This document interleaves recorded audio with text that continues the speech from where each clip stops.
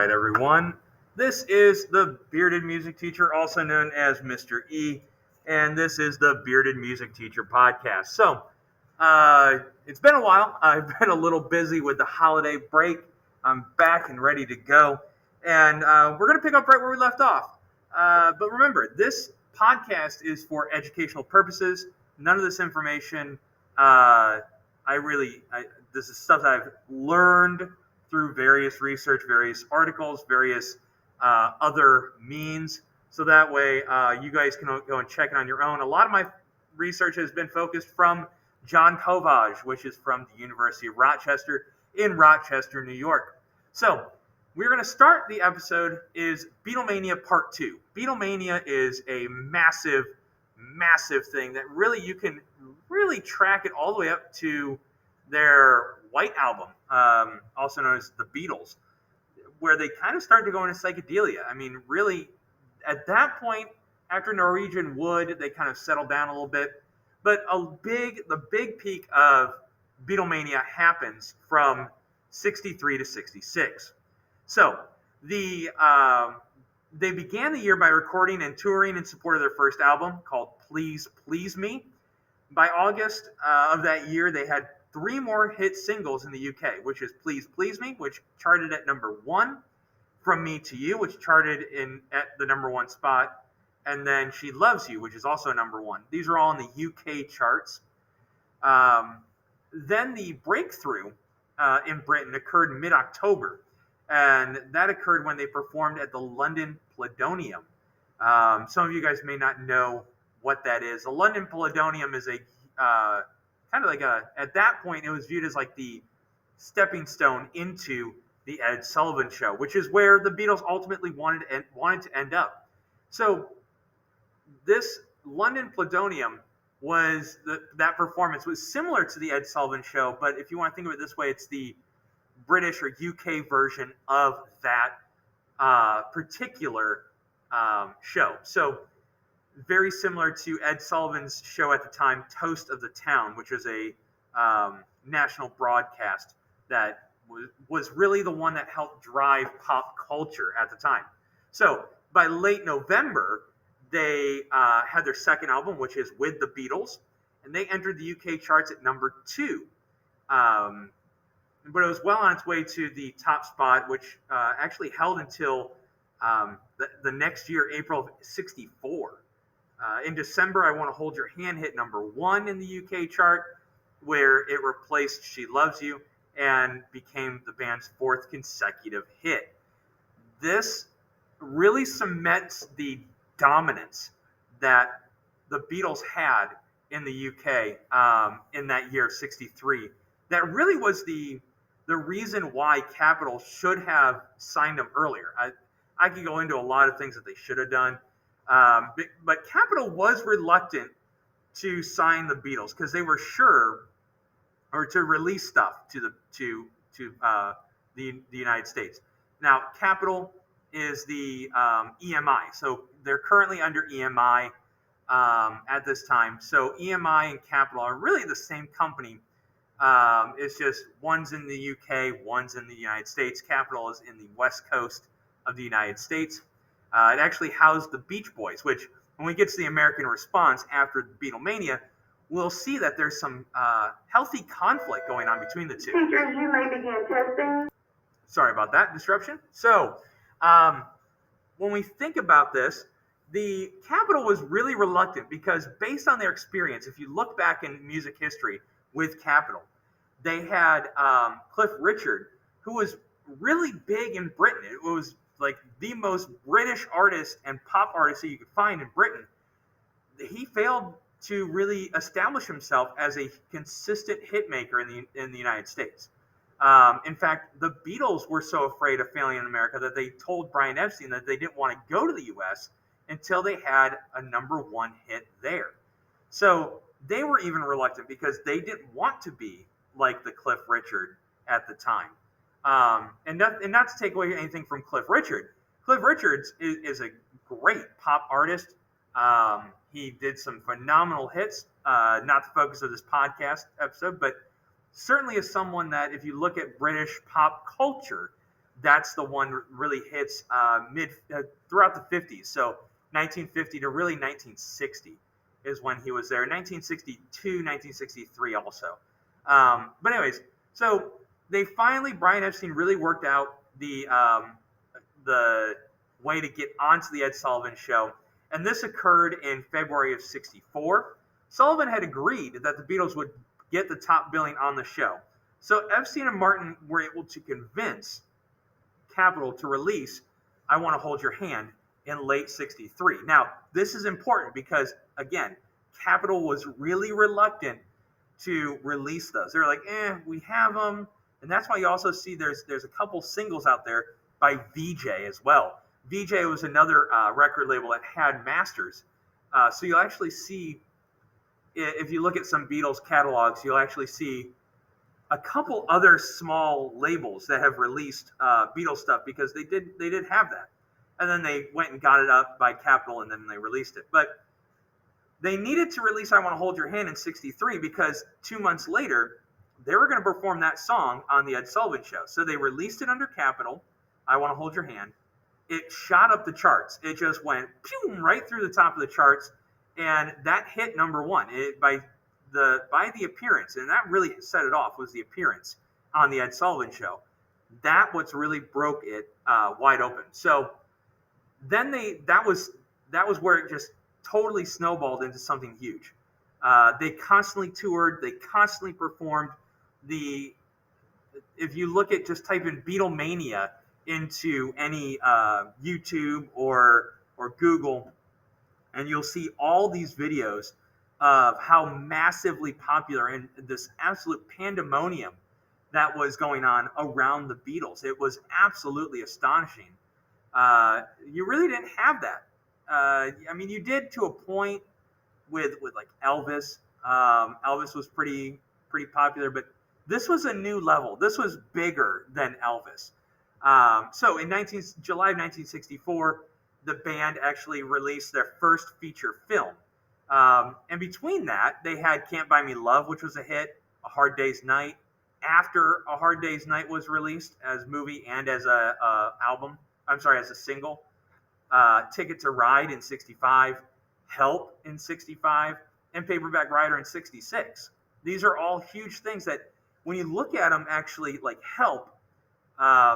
There's a couple articles about "Help" and some research that we've done, and you can actually see this a lot when we talk about Beatles throughout the podcasts. Paul McCartney, if I remember right, "Help" is a Paul song that Paul wrote, and it really is I think it is. But anyways, it was, whether it was John or Paul, it was really them. You could make the case that they were trying to call for help, but done in a slightly comical way. They had a thing about words, and they had a thing about being very hidden with what their meanings were. But at that time in 1965, they were really going hard on their touring, on their performing. It was getting really hard on them. They were in deep. They were in deep. They were the band in the United States and really around the world. And so I think "Help," in my opinion, "Help" was one of those songs that was like, hey, look, we're going to write this, but really it's our call to help. It's our call that we need help because we're really in it really hard. Now, in 1966, things turned sour for the band when controversy erupted in the United States. Again, we can talk about Beatlemania throughout the UK and around the world, but the focus here is really the United States. And so in 1966, John, in an interview, John Lennon, made a comment that the Beatles were more popular than Jesus Christ. Now, there was some things that were lost in translation, obviously, from what he later came out with. He didn't really mean anything by it. At least that's what he said as a public apology later on, is that he really was like, look, he was asked about the role religion played in the lives of the Beatles' youth, and John Lennon replied that Christianity will go on, and that the British society, the Beatles were more popular at the time. And so it kind of got lost a little bit. It caused a lot of um, issues. There's a lot of backlash. There's a lot of people that were very religious in the United States that would go and try to shut down the concerts. There were people that would burn records of the Beatles because, again, they thought he was talking about bad about the religion of Christianity. And so there's a bit of a backlash, and really we see that kind of things kind of go a little bit. The band kind of goes a little bit into a reclusive state in 1966. And really at that time, 1966, we start to see psychedelia start to kind of creep its way in, and the culture around that kind of creep in as well. So it's not surprising that that's the case. But to kind of finish up a little bit, now, again, we can talk about Beatlemania being, and we're going to kind of advance through all these, um, about how they kind of look at um, and Beatlemania goes all the way through really until 66. But there's stuff that happens around there that really need to be focused on. For example, John Lennon and Paul McCartney start to really take the reins as the songwriting team.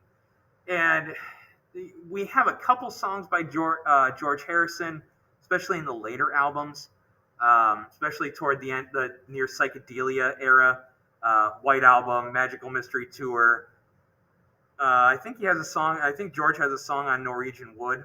But there's they start to really write songs and really take the songs that were from their early Quarrymen days and kind of rework them a little bit. And after 1966, when we get like the album Help and Norwegian Wood, like I said, they start to really push from what we call the craftsman model to the artist model. What I mean by that is the craftsman model is, okay, we have this formula that works, we do it over and over again, we just kind of become this factory of songs where we just spit out the songs one after another after another. Well, when we start getting toward Norwegian Wood and in the mid to late 60s, um, we start to expand on that. We start to really look at different ways we can interpret music, different forms. We have found material that we maybe have found from a book that John Lennon reads. Protest songs, things like that. The more expansive and experimental side of things. George Harrison picks up a sitar, which is an an instrument out of India. But John Lennon actually confesses that he lost his confidence and needed to be reassured. Looking back at his youth when he was naive and provided self-confidence that the maturity has stripped away. He was really starting to come into his own as a artist, not as a musician. Up until this point, up until 1966, really could be said that these four, Ringo, George, John, and Paul, were really musicians. They weren't artists. They started really forming as artists later on. Like Eleanor Rigby comes up in the later portions of their careers as the Beatles, and that paints a dark picture of alienation, and perhaps influenced by one of the German students that they befriended during their time in Hamburg. So they kind of look back at stuff, but they kind of are reflective, but then they also have that interesting kind of take on things they can be deemed experimental. And then they also bump into Bob Dylan in 1964, and they really were challenged by Bob Dylan, at least Lennon and McCartney, to move past the teenage love songs. So we have that kind of change in their maturity, change in their stuff. And what do we see after the Beatles invade? Well, this is the next thing. I actually go through all this stuff with uh, uh, my classes, which if you're watching the video, I just click through all of the videos that we usually see in the classroom that I have found through various sites. And so what happens after the Beatles invade? And this is where we're going to kind of wrap up, and we'll talk about each artist individually or each band. So if you can imagine the floodgates of a river, there's a hard storm and it bursts. it breaks. That's what happened with Beatlemania. After we saw that, record labels really, when the Beatles hit huge, everything that was in competition with Capitol wanted to have another British band. So the Rolling Stones pop in, and they become the number two band, if not the number one band, right along there with the Beatles. You had the Beatles, Beach Boys, and Rolling Stones. There were three huge bands at that time. Then you have Gary and the Pacemakers. You have the Dave Clark Five. You have the Animals and the Yardbirds, the Hollies. The list goes on and on and on. And these all were bands from the United Kingdom. They were British bands, and they were the ones that were in the top groups. Herman Hermits was also one of them. I'm just it just popped into my head.